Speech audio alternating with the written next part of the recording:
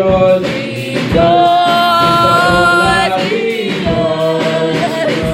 Be glad in the Lord and rejoice. Oh, rejoice, rejoice. rejoice, be glad in the Lord. Rejoice, rejoice, rejoice,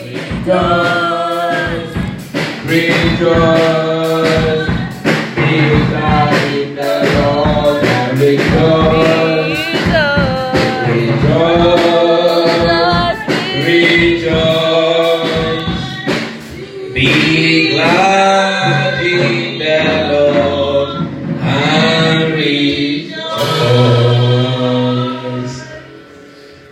This church, by the grace of God, clocks a year this month. Hallelujah. Woo! We have not had the cause to bury anybody. Praise the Lord. It has been joy all the way. We have not been running in and out of hospitals. Hallelujah.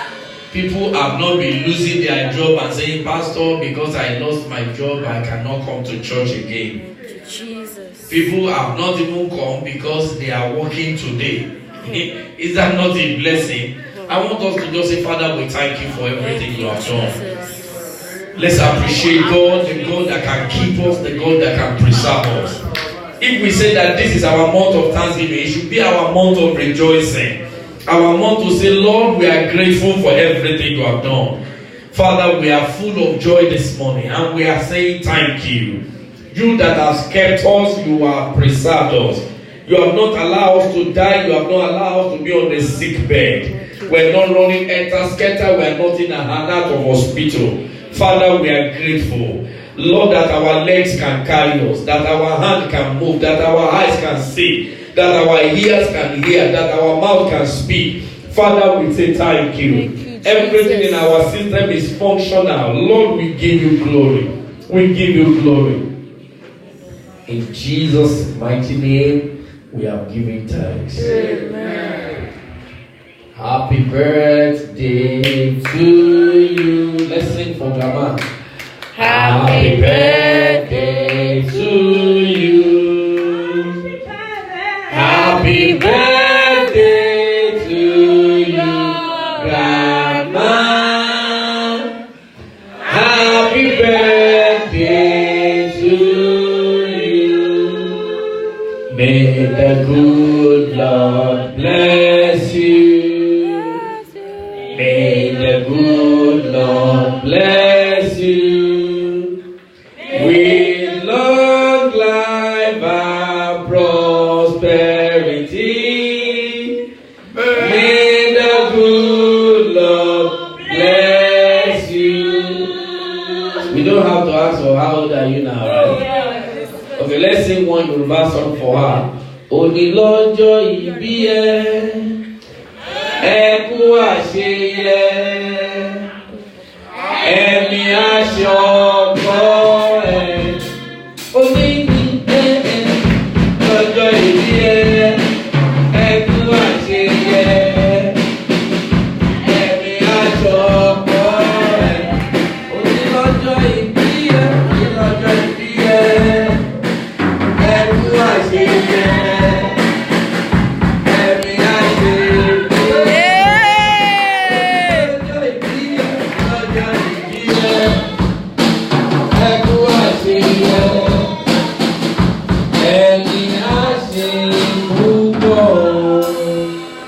Grandma, we pray for you that the Lord will keep you. Your joy will not turn to sorrow. This year shall be better than other years. God will grant you good health. God will grant you strength. The power of the Lord will sustain you. We decree in the name that is above every name, God himself will preserve your life. You will not see evil. You will not hear evil. In the name of Jesus, your expectation shall not be cut short. Your days shall be in prosperity. In the name of Jesus. As your days are, so shall your strength be. Amen. You will not be weak physically. Amen. You will not be weak spiritually. The Lord will continue to defend you. Amen. The Lord will preserve you. Amen. What kill others will not kill you. Amen. what limit others will not limit you. Amen. We decree in the name of Jesus, you will grow to a full old age, Amen. full of grace and full of honor. In the name of Jesus, you will not end it in sorrow. Amen. You will not end it in pain. In the mighty name of Jesus, as God has blessed you with grandchildren, the good of all these children and your grandchildren shall be right before your eyes in Jesus' name. Ẹ jẹ́ wọn kọkalẹ̀ lórúkọ Jésù rádaràda ò ní gbẹ̀yìn ayé yín, ojú ò ní tì yín o, ẹ ò ní ṣubú ara ẹ ní ṣubú ẹ̀mí. So shall it be. In Jesus' mighty name we have prayed. Amen. Happy birthday, Grandma.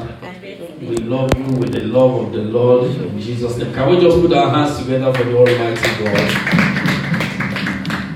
Can we take our seat and God bless you? This very morning I'm going to be a little bit speedy so that we can just finish up a little of what we have to say. And this morning God has laid on my heart to speak to us in thanking God for the unknown. Thank God for the unknown. When the topic was dropped into my spirit, man, almost a week ago, I was like, what am I going to be saying on thank God for the unknown? And it actually took me a very long time before the Spirit of God could allow it to grow in my spirit, man, and the Lord was able to expand it further. And from where we have read this morning in the scripture, I'm sure that some of us can begin to relate it with what exactly, by the grace of God, we're talking about this morning. So we're thanking God for the unknown. I must say that the essence of thanks to God Almighty is endless.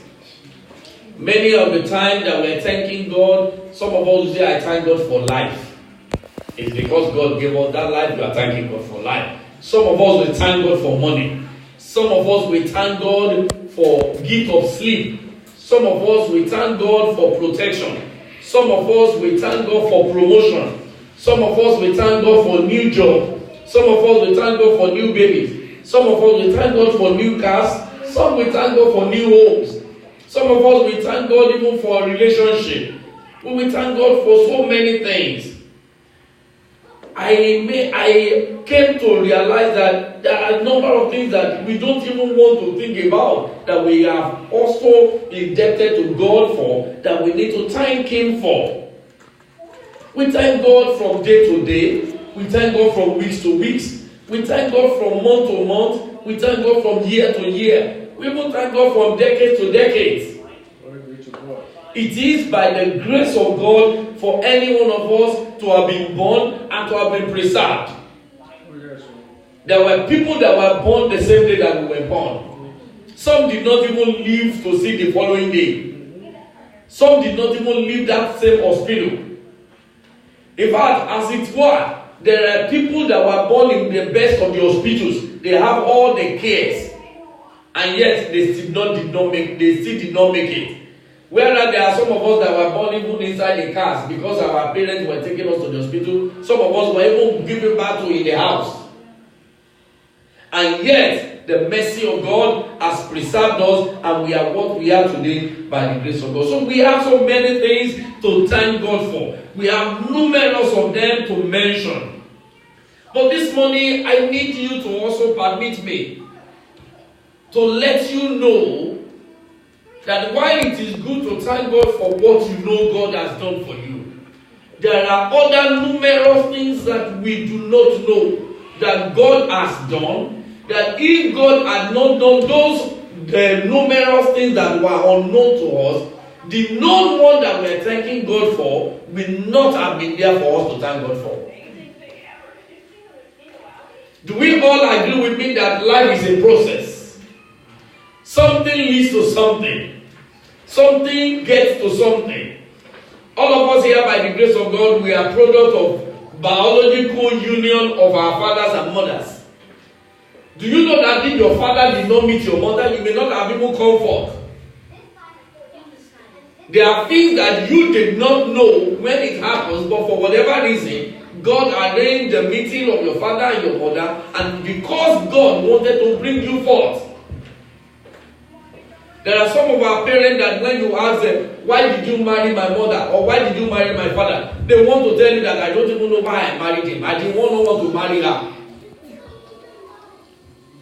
But because God knows that it is their union that will produce you and you are in the agenda of God, it's an unknown thing to you, but God made it to happen.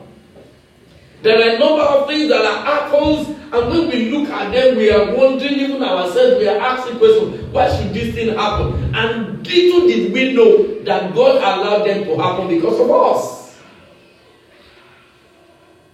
From the story we read this morning, the account of the Bible study, of the Bible passage that we read, beginning with 1 Samuel chapter 9, verses 1 to 16, scripture talked about asses of the father of Saul getting lost. And because the asses got lost, the father called the son. Saul, can you please help me go in search of my asses? And the boy obeyed, unknown to him. Because when you read that scripture, I like us to turn our Bible to 1 Samuel chapter 9. See how the scripture placed it, put it to us in this passage of the scripture.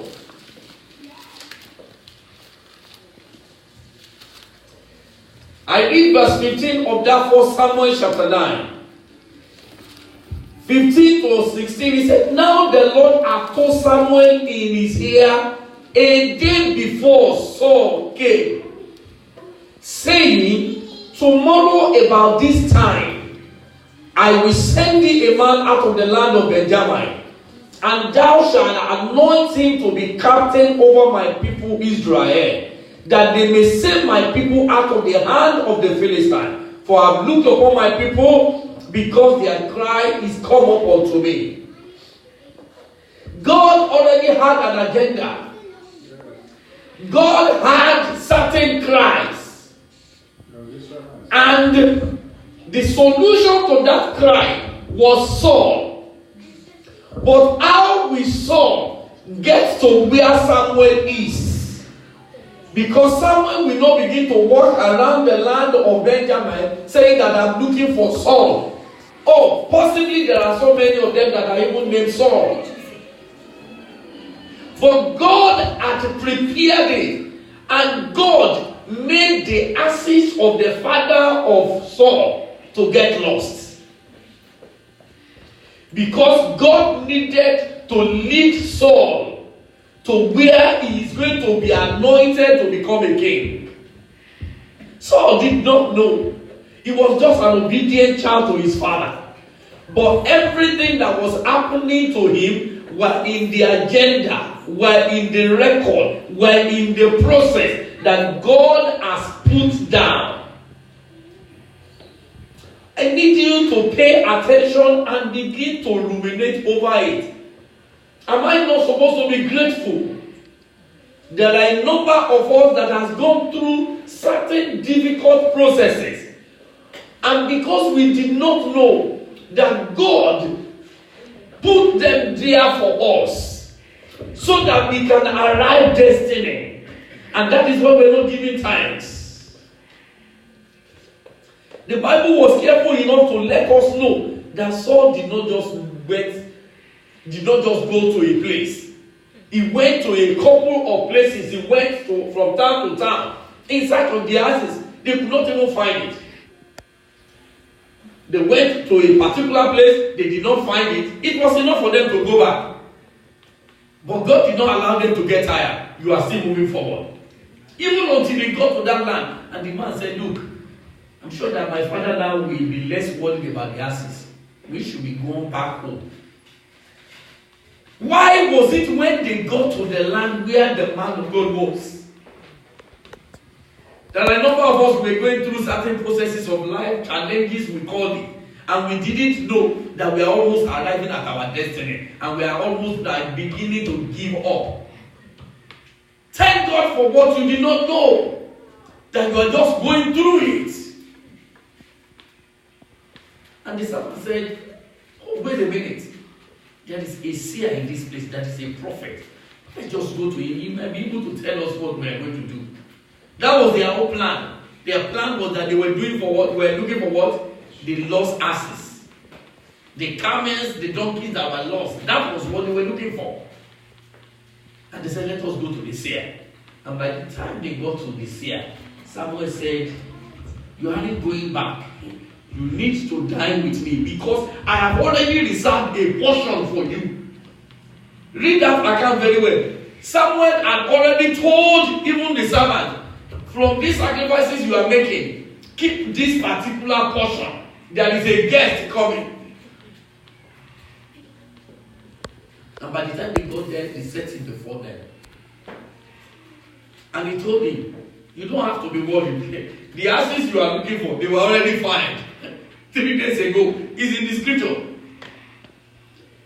Now let us read from verse 19. Because some of us will be looking at me, are you sure these things are in the scripture? Yes, they are there. Verse 19 says, and Samuel answered and said, I am the seer. Go up before me unto the high place, for ye shall eat with me today, and tomorrow I will let thee go, and will tell thee all that is in thy heart. See what verse 20 now says. And as for thy asses that were lost 3 days ago, set not thy mind on them, for they are found.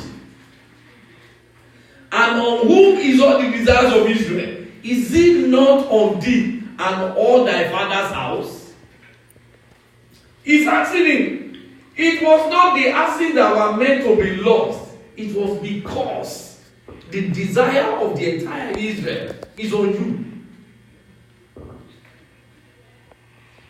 What the Yoruba will say, Atori kan se kan.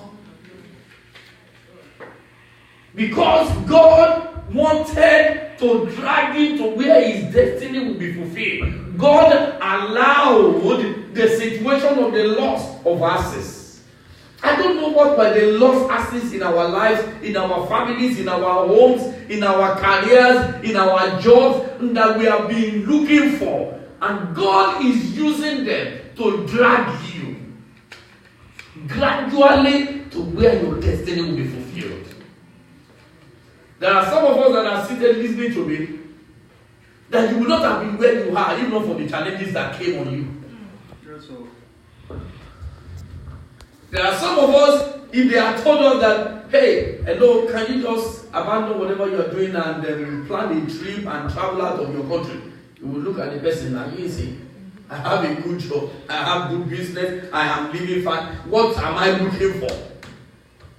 But by the time God caused a disability, there is a shaking.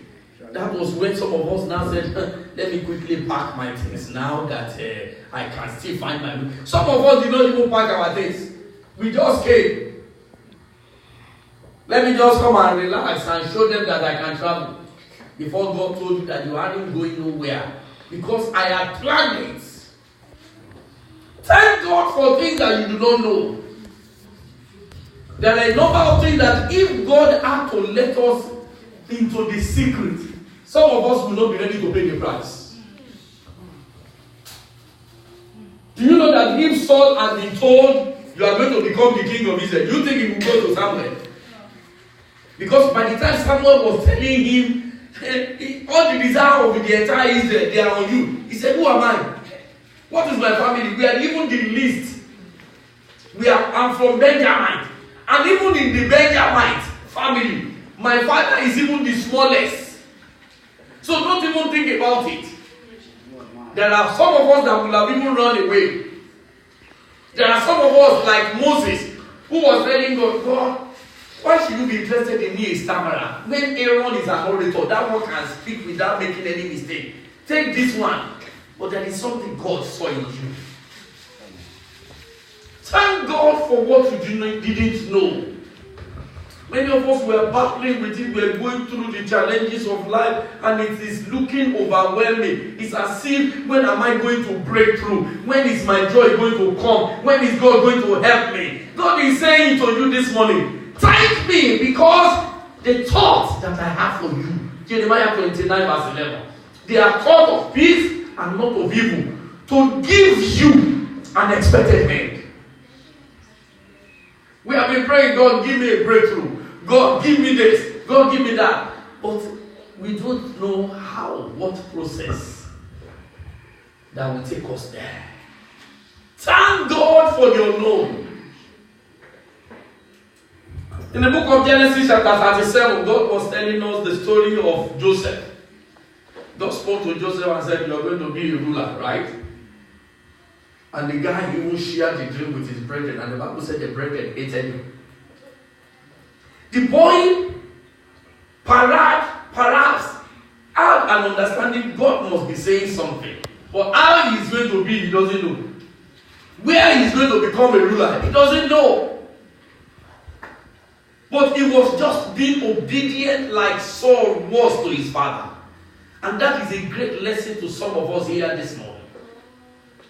Obedience is one major pivot on which it rests for us to clinch the dream of God for our life, to reach our goal.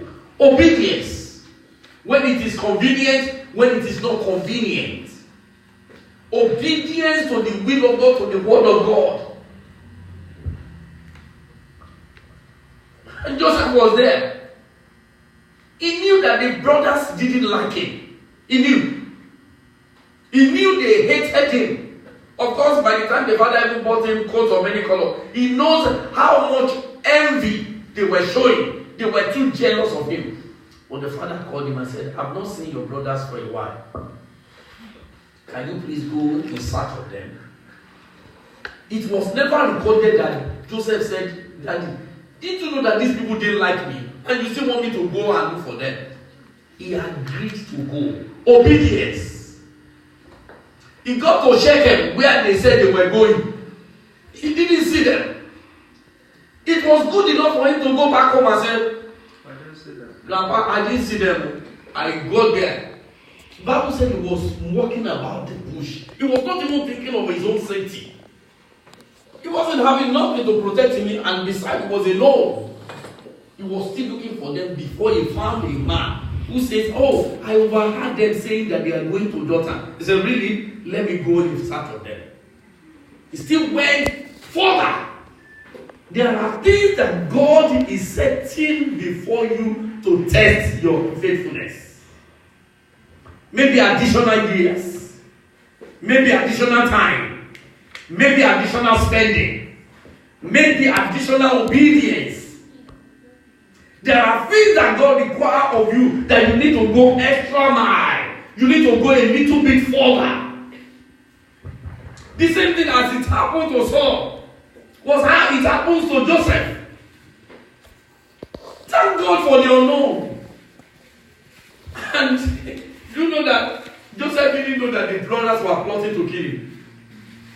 When he saw them afar off, he was excited that finally I am accomplishing my father's instruction. He was happy. I've seen my brethren. I can at least take a good report back to my father that I found them, they are well. That I believe was what was in his mind. But in the mind of his brother, here comes the dreamer. Here comes the dreamer. We're going to deal with him. There are people that may be looking at you and they feel that you are going to end it that way. They felt that you are the dreamer. We will deal with him. We will deal with her. Oh, why not leave them to God? Because what they don't know, the brother did not know that all of their activity were to pushing him into the fulfillment of the destiny that God has given him. They didn't know that they are the one that will even help to fulfill the dream. They didn't know. And as they said, we're going to kill him, they said, wait a minute. Don't let us kill him. Can we just drop him into this pit? Let him be there in the pit. The Bible said he had in mind that by the time they all leave, he will come and rescue him and take him to his father. I'm sure that he will have, in his mind, he will be telling himself, I'm going to warn you. Don't you know that we don't like you?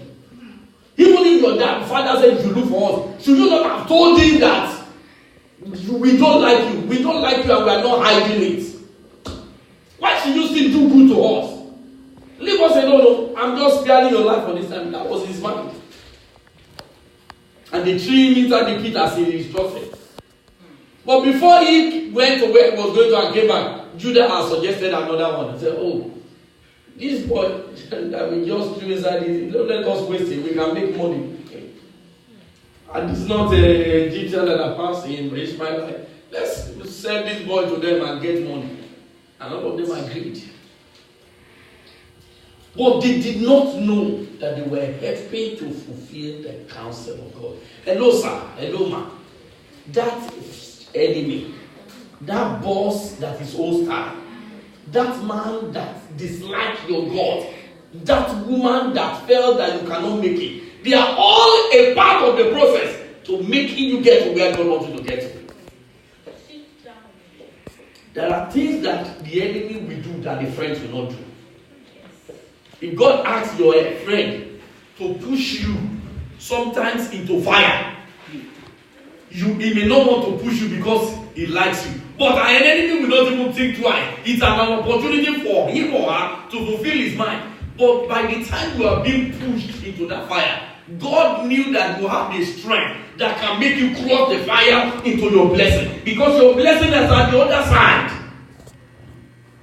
But that fire, that mountain, seems to be the obstruction, seems to be the hindrance. And you don't want to take the risk that it involves.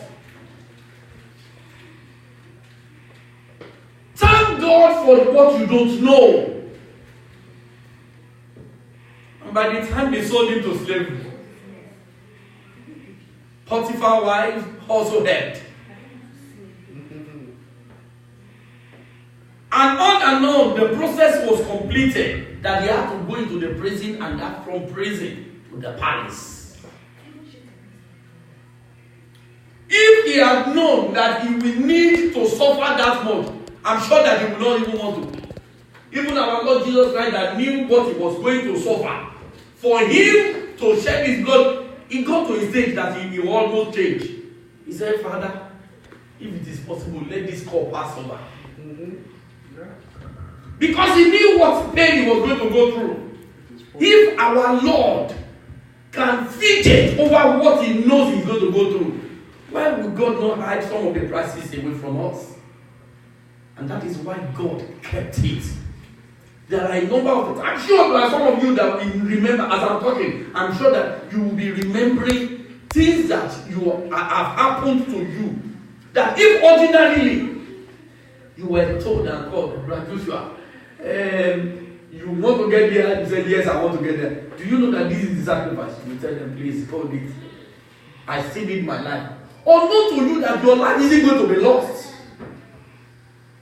Your life will not be lost because God is hiding your life. You are precious. That is what Isaiah 43 verse 2 says. Since thou was precious in my sight, you are precious to God. Genesis chapter 1 verse 26. Say, come, let us make man in our image after our likeness. You are the image of God. You are the likeness of God. God won't leave you to the will of the enemy. Thank God for the unknown. It may not be palatable when we are going through it. It may not be so welcoming when we are going through it. But thank God. Thank God. If Esther was told that you will first become a slave before you become a queen, he will tell them, leave me. Òkèlè gbígbẹ tó ń ta láfíà. Ó sọ ìdílé tó kún fún ọ̀rá àgùntàn apá tó ń tìjà. I better stay in this jejely state of mind. I don't have to be a queen. Don't worry, just hold your queen. If you must kill me before, how can I become a slave? If they have told her, you're going to lose your parents. But you will rise and you will become the queen of the land. She would have agreed. But God had a plan. God kept the plan from her. She was taken to the land of Babylon. Little did she know that Vashti was going to mess up. Vashti messed up. Some people canceled the king, looked for other women, and they said they are going to go into a beauty contest. The question is, who put that mind and that God in the mind of Mordecai? You knew that all of you were strangers and you are a captive in that land. Why should you want to compete with the children of the land? Just like some of us will feel that, oh, I'm an economic immigrant, therefore I cannot compete with people of the land. Who told you when the scripture says in Psalm 24, verse 1, the earth is the Lord and the fullness thereof? We own this land. God owns this land. If anybody can enjoy anything, you can enjoy it too. If anyone can rise to any position, you can also rise even higher than that position. Yes, sir. It is about mindset. Thank God for what you don't know. There are a number of processes that goes over our lives every day. Do you know how many times people mention your name in a day? Do you know what decision people reach over your life in a day? As many of us are today seated, there are decisions that immigration officers are taking over you. There are decisions that the legislators are taking over you. There are decisions that everyone that has one thing or the other, even in your place of work, in where you live, they decide. And you don't know. You don't know. Some people will get to their workplace, and by the time they just get to the workplace, somebody will come and hand them over a letter of resignation or a letter of sack. Was that letter decided that day? No. They've already decided. Have been graced enough to sit where some of these decisions are reached. I've shared one here some times ago. When somebody was in my office where I was working then many years ago, and he was trying to show himself, and he had done so many things that he wanted to do, and he thought he was on the preference list of the senior boss, the managers, the management. Unknown to him that the decision had already been reached, and when they were deciding his fate, he was not even there. He was planning against someone else, and the person he was planning against was the person that was called into his own meeting where his fate was being decided. We were together at the office, and we reached a compromise. Despite my plead and every other thing, they said, make sure that tomorrow he leaves this company. He was seated right behind me. I was seated here, typing his letter of sack. He was still helping me with some few things, and I was printing his letter and signing it. I kept it for him till the following morning so that he can take. There is nothing I can do because it is a management decision. So many decisions are reached over our lives. But do you know God knows what He is doing with those decisions? There are people that were sacked, and it was because they were sacked that gave them the initiative of the business they started today. And it went so much that the people that sacked them became their employee. This is a God that can turn situations around. Thank God for what you don't know. You are going through what you are going through. If God will open your eyes to see why you need to go through it, you will give God the praise and say, oh Lord, you are justified. But some of us will not know. And some of us are busy condemning God day in, day out. I perceive within me what Joseph will be feeling. How can God show me this revelation and this is what is happening?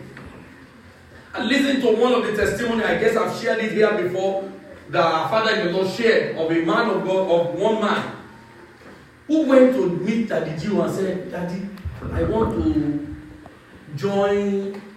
to sponsor convention next year.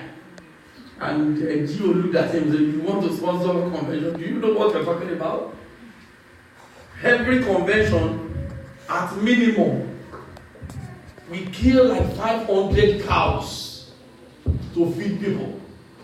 That is the minimum when people were still very not as much as many as they were. 500 cows. He said, Daddy, this is my desire. We have not talked about other food. We have not talked about other things. He said, Daddy, that is my desire. I want to sponsor convention. You said, okay. If you are said, so kneel down, let me pray, Father. Thank you for your son. Give him the enablement. And he prayed for him. And the man was happy. He got to the workplace the following week. And they gave him letter of sack. Wow. And they looked at it and said, what? And he rushed back to the camera. Daddy, I thought you prayed for me last week. I came to you to pray for me. I was even thinking of how I'm going to be keeping my money so that I don't spend it, so that I can build up to.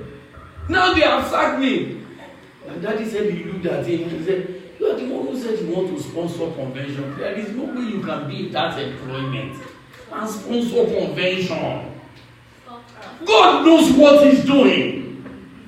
And do you know that by that year when he came, this man actually sponsored convention. Because a business idea he never thought of. Because he was always thinking of another man's business. Suddenly erupted in him and he felt, if I do this, and before he knows what was going on. There are a number of us that are beginning to blame God, that are not thanking God enough, and that is why the miracle is not manifesting yet. Thank God for what you don't know. Over your child, over your wife, over your husband, over your home, over that business, over that work. Thank God for what you don't know. You may just be starting. It may seem like it is not yet stable. Thank God for what God is saying. He said, I know the end. That's why his name was called Alpha and Omega. Revelation chapter 1 verse 8. He knows the end from beginning.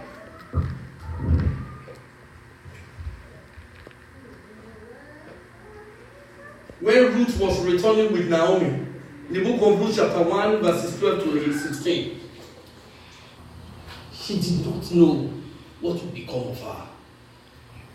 Naomi even told her, Naomi was the mother-in-law, say, look, we came to the land of Benjamin, the land of Moab, when Bethlehem was suffering famine. Now she had come in full, but she's going back empty because she had lost her husband and lost her 2 sons. Now she's just returning home empty.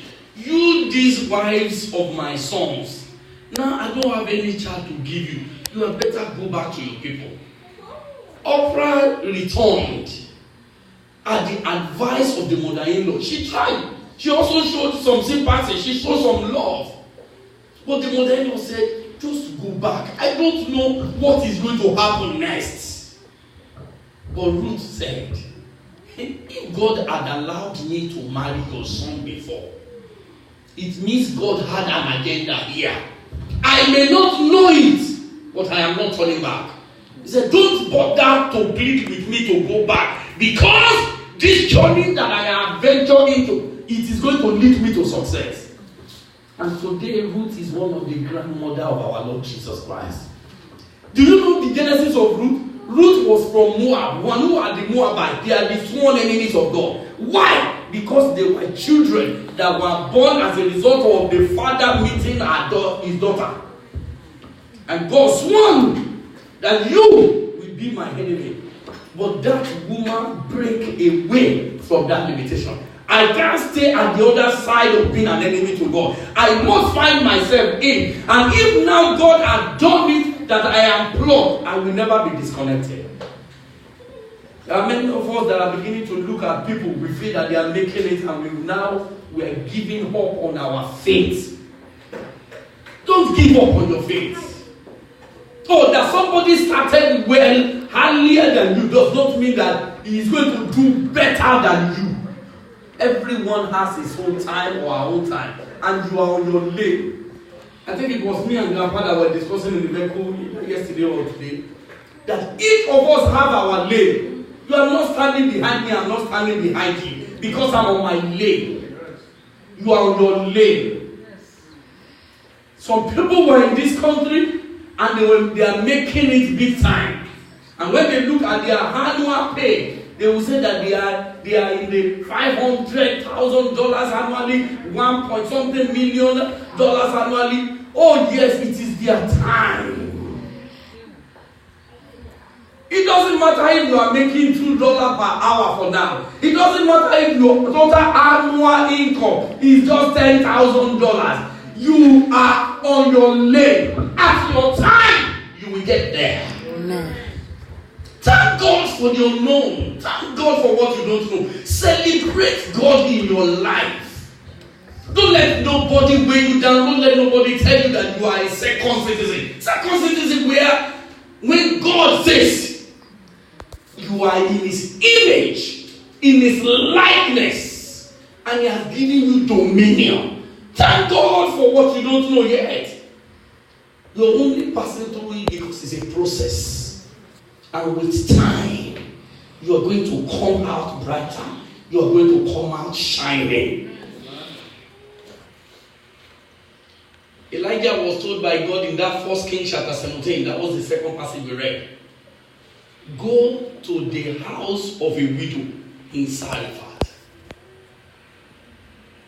It does not sound logical. When Elijah got there, initially when God spoke to him, go to the house of a widow. I have told the widow to take care of you.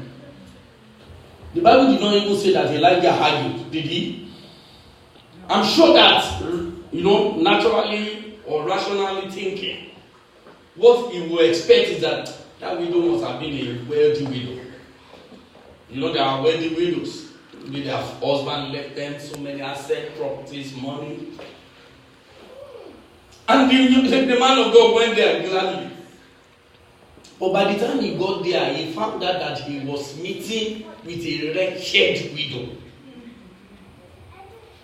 That was physically wretched, but the woman was spiritually rich. Because it took a spiritually rich person to do what she did. As soon as Elijah saw her, I'm sure the Spirit of God must have been there. That's the widow I'm talking about. And they said, please, can you give me water? And the woman said, that is not a problem. Our streams are still flowing. We have enough water. And as she was going to make the water, she said, can you please bring me a morsel of bread? And they said, man of God, I'm sorry. Even though I'm a giver to the call, even though I appreciate the grace of God, but you know what? The little thing that is left, it will only take 2 sticks to cook it. And it is just for me and my son. And do you know the worst of all is that we just expected that let us eat this one before we commit suicide. The man of God laughed. I'm sure that he will be telling himself like, God, why do you want to embarrass me? I thought you were sending me to a wedding widow that when I get there, I will even see the exotic cars, I will see all of this. Why should it be a widow that does not even have something to eat? Would they not call me a wicked man of God? But he knew the voice of God that he had. He said, woman, the God that sent me said to you that you will not lack. Go and do my first. And because the woman was rich in the spirit, she went ahead and brought for him. How it was multiplied, she didn't know. And the Bible said, throughout the family, he, that is his son, and everyone in that household, they had many days. His household, I'm sure that she wouldn't be a stingy person. She must have gone, if she has a father, she will go and bring the father. If she has aunties, she will go and bring them. If she has, every one of them must have resorted to coming to our house that once we are there, we are covered. That is a grace of multiplicity. Hello, sir. Hello, ma. Thank God for what you don't know. Because at the appointed time,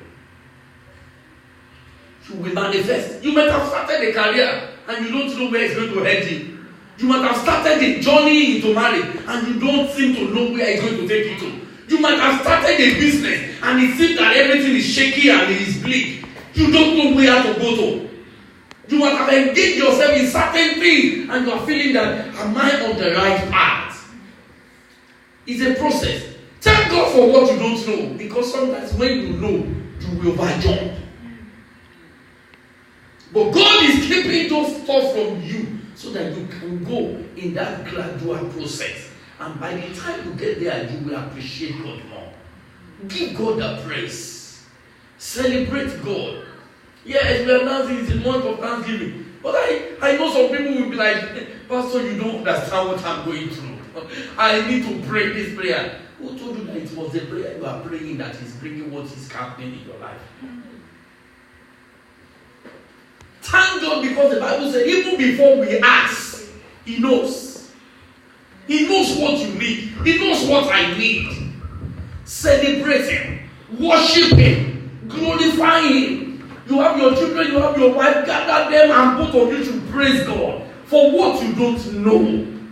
Many of us, if I have to ask you, how did you get here? You cannot even tell. How did you process it? How did you head it here? Some of you don't know.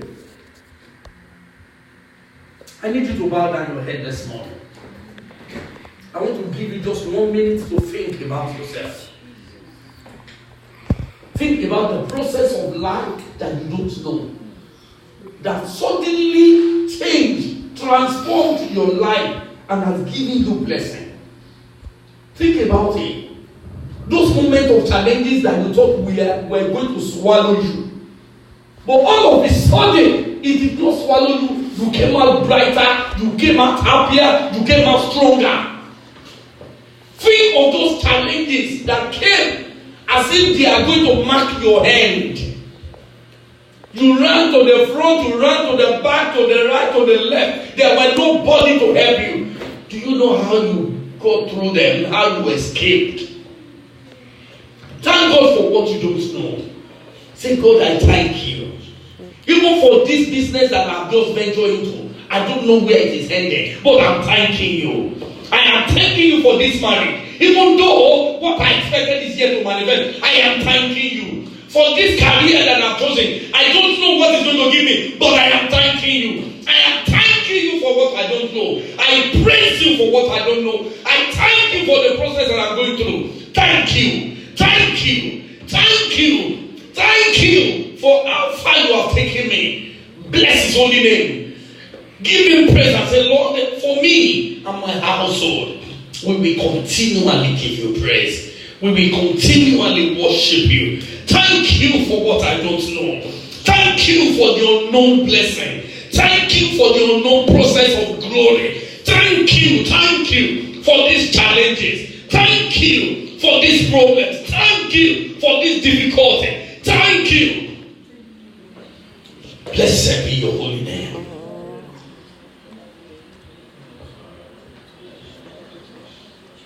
Thank you. Thank you. Thank you. Thank you. In Jesus' mighty name we have prayed. Amen. Father, I stand on behalf of your people this morning. And we want to say thank you. We want to say thank you. Thank you, Lord. We really want to say thank you. Of things we know, oh yes, we know, and we thank you for them.